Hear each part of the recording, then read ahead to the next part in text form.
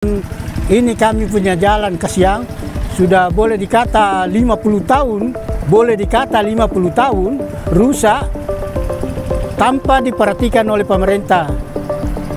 Saya tidak tahu apa sebabnya sehingga begitu. Karena kami ini punya jalan sudah pokok seandainya rusak total.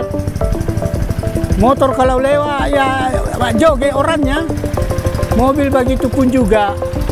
Nah, iya ya, itu salah satu yang sangat kami sayangkan.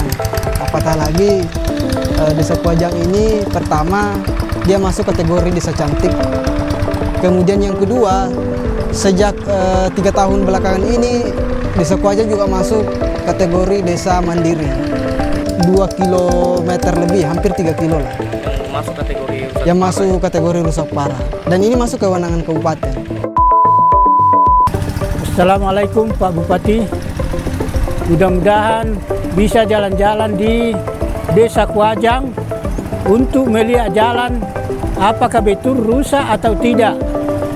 Karena masyarakat di sini sudah banyak jatuh gara-gara jalan, banyak rusak kepalanya gara-gara jalan. Karena tidak baik jalannya. Karena batu di tengah jalan, ada yang tinggi, ada yang rendah. Aspal hancur, bukan lagi aspal, kerikil meji.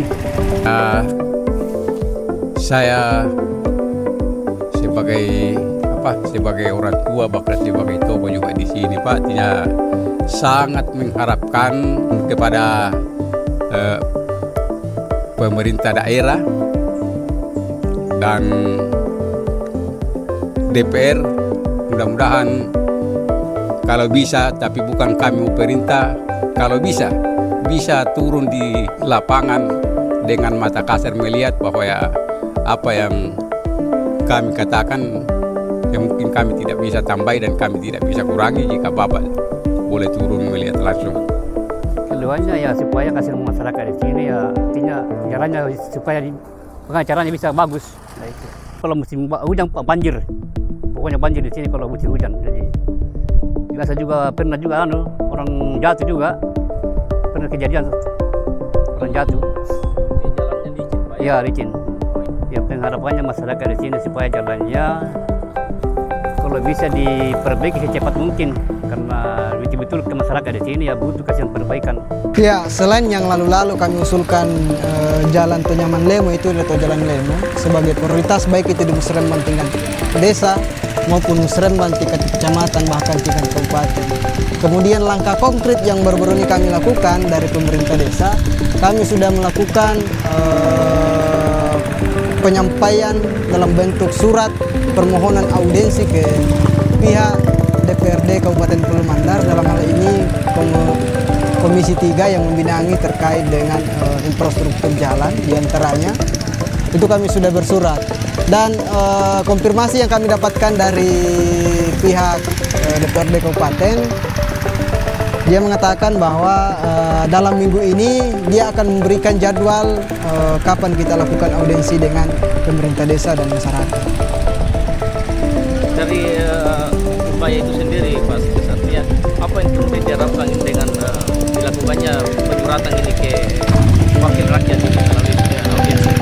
Ya harapannya dari pemerintah desa agar anggota DPRD ini bisa menyampaikan sebagai aspirasi utama khususnya pada saat rapat pembahasan prioritas di kabupaten maupun dalam waktu dekat ini pembahasan perubahan anggaran itu bisa diusulkan sebagai prioritas jalan Tonyaman Lemo itu masuk prioritas utama untuk pembangunan. Seperti apa sih status jalan ini?